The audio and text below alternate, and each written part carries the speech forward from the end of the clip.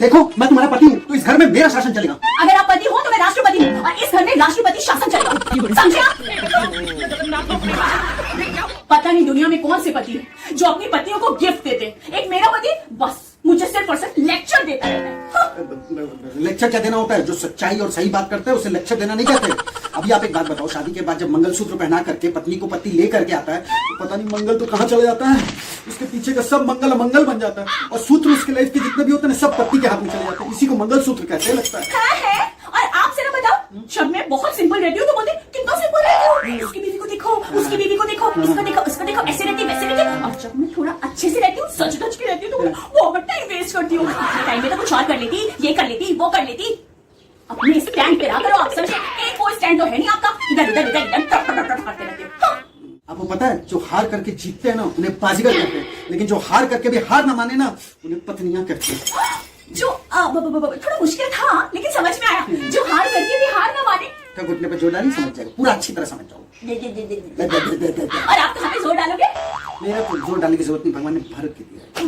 भर के दिया है? कोई मुझसे पूछे कितना भर के दिया है? आपका भी तो है, मन तो एकदम भरा रहता है आपका मेरे लिए, भरा भरा मन से।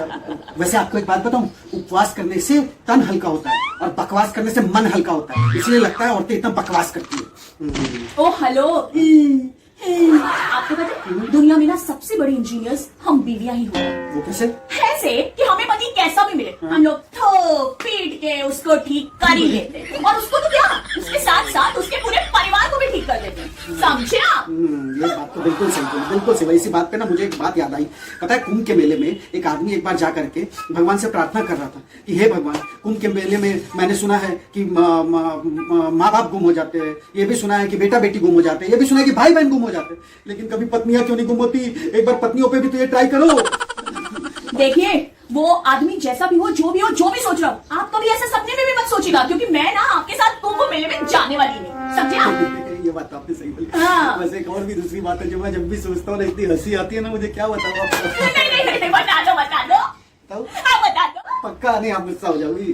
अब तुम बताओ जल्दी से। दरअसल क्या होता है, देखो आदमी के ना दो शौक होते हैं, गाड़ी लेना और शादी करना, ठीक है? पर ये दोनों शौक के बाद ना आदमी बहुत पछताता है। ऐसा क्यों? अरे क्योंकि उससे फील होता है अगर थोड़े दिन रुक जाओ तो गाड़ियों का भी नया मॉडल मिल सकता था या फिर बीवी का भी नया मॉडल आ सकता था। इसलिए बोल रहा था ना कि मैं ऐसा नहीं सोचता हूँ, वो पता नहीं कौन से आदमी जो इस तरह से सोचते हैं।